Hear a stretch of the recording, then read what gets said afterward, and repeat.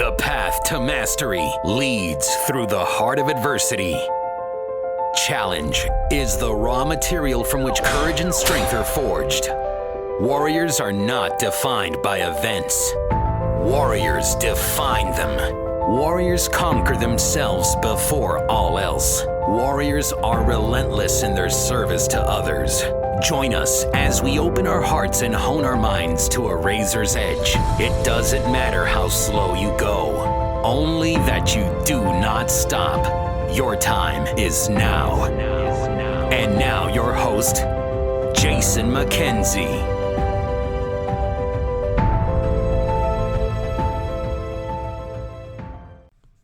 Hey everybody, welcome to another microdose of the Mental Health Warriors podcast. God, it's amazing how quickly time goes, and I'm really trying to figure out how to balance my time, between work and running masterminds and building that business and doing the podcast and family and working out. And I'm not trying to complain here or be whiny. I'm just trying to figure it out. And it's funny how sometimes a couple weeks can go by and I realize, oh my God, I haven't done a podcast.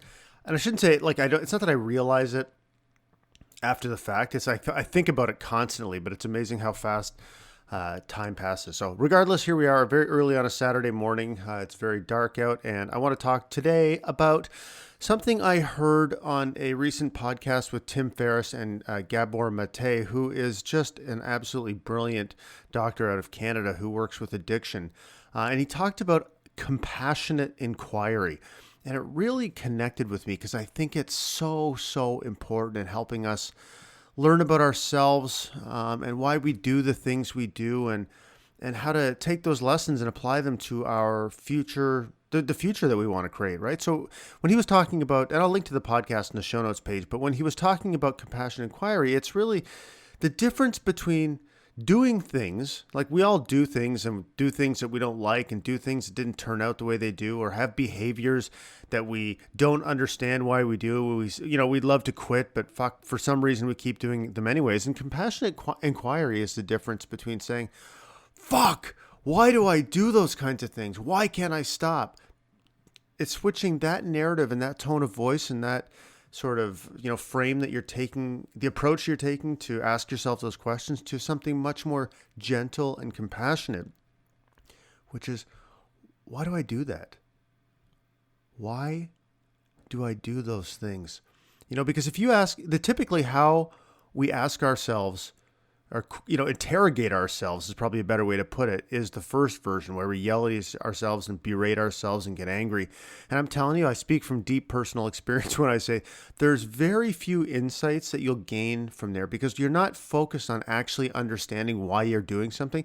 You're focused on understanding why you're such a fucking loser and why you make these choices and, and what people think of you for making those choices and how you're not living up to expectations and how you don't have your shit together and how you don't have control over your actions and how you're going to create the future you want if you can't get a handle on what you're doing and blah, blah, blah. And so it's really a scarcity deficit based mindset where you're saying, why do I keep screwing up? And I think compassionate inquiry is asking, what can I learn from what I do to help create a different future, to change, to make some small change that might help me move in a slightly different direction. And I look at myself and I know I talk about my drinking career, let's call it, quite a bit on this podcast, but I think it's a good example of this kind of thing. It's a good example for a lot of different things, but for me, it's a good example of compassionate inquiry because I never ever stopped to question myself gently about why the fuck I was doing these things. Why was I drinking so much? But boy, would I ever beat myself down in my own head about not being able to live up to commitments, about people thinking I was a loser, like all the things I said before.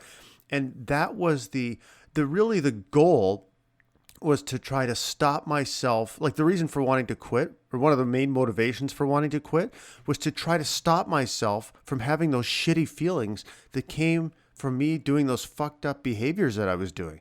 And you'll never ever, I know this now, but you're never going to hate yourself to success. You're never going to hate yourself to happiness.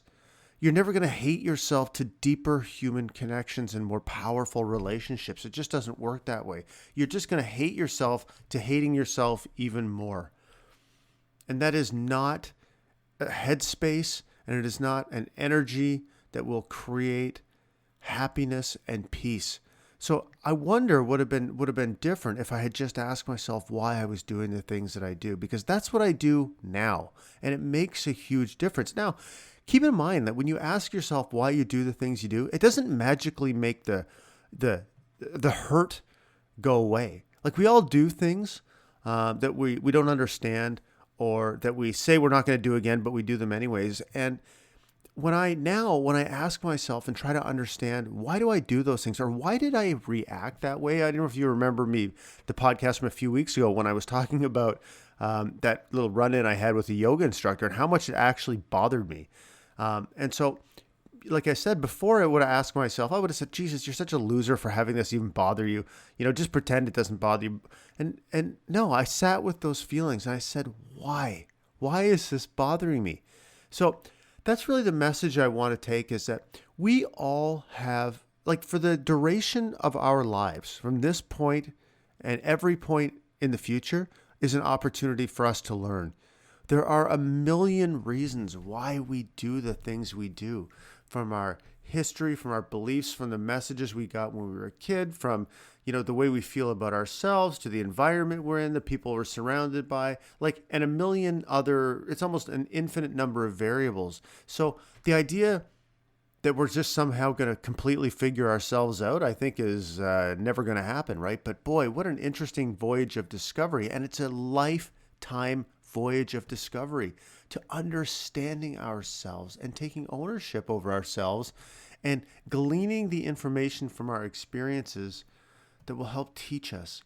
It will help teach us new tools and strategies, new insights, new methods to have a deeper sense of control over the person that we want to be, and to make more powerful, intentional, purposeful choices, right? That's what compassionate inquiry gives you. It gives you information. It gives you information in a peaceful, non-judgmental way. And like I said, it doesn't take the hurt away right away. It's not some magic salve that, soothes pain, but what it is, it's a tool for getting the information you need to continuing to make progress. And that's what makes the hurt go away over time. It gives you information to heal.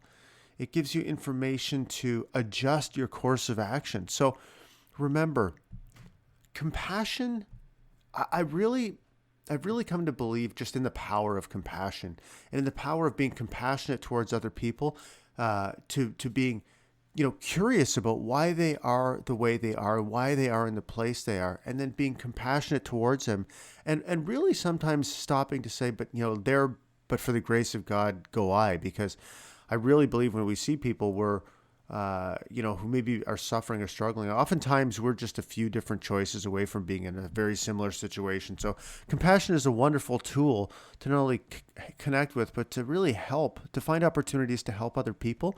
But it is the same thing for you. It applies to you in the exact same way. Compassionate inquiry is a powerful tool for you to connect with yourself and to learn about yourself and to help shape a new version of you going forward. So but in order to be compassionate, you need to start losing the judgment, because the judgment really is a source of, a lot of the narrative that we tell ourselves and the stories we tell ourselves and the way we beat ourselves up. So just know that we're all gloriously fucked up, and we're all individuals, and we all have things we're trying to figure out, and we will all have things we're trying to figure out about ourselves for the rest of our lives. That is the human condition. So if you can embrace that and understand that it can be a glorious part of the journey, right? It has to be a glorious part of the journey. Well, it doesn't have to be a glorious part of the journey. You can have whatever journey you want, but it can be a glorious part of the journey. And love yourself. Because if you don't love yourself, who else will you ever let love you? That's what compassion is.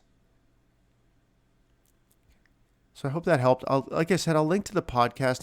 I remember exactly where I was walking. It was funny. I I heard him talking about this, and I actually had to duck into like an alleyway because I was walking at lunch, and I made a quick Facebook Live video for our mastermind groups just talking about compassion inquiry, because in those groups, what we typically get, I was kind of like winding down there, and then I rev myself right back up again.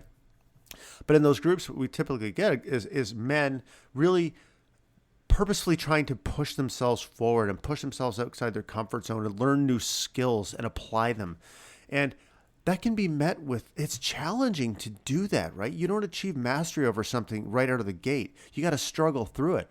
And so we teach the guys in the group compassion inquiry, and we will make it a definite part of our curriculum going forward, because it is a beautiful, beautiful way for a man who is pushing himself outside his comfort zone to understand the barriers and limiting beliefs and obstacles and challenges and all those things that maybe he didn't expect, or, as he learns about himself through growth. Compassion inquiry gives him a great tool to pause and reflect and learn in a way that is gentle and peaceful. And I don't know, I used to be, as I was younger, I was like a fast motorcycle riding heavy metal, listening to aggressive fuck. And I find myself really striving much more towards peace and gentleness and compassion as I get older. So, as I said before, that compassion starts with you. All right, guys. So please listen to this message. Think about how you can apply it and be gentle with yourselves, because not only will you thank yourself, the people who are closest to you will thank you as you learn and grow. And you'll teach yourself how to be compassionate with other people as well. But it starts with you. All right, guys. Until next time.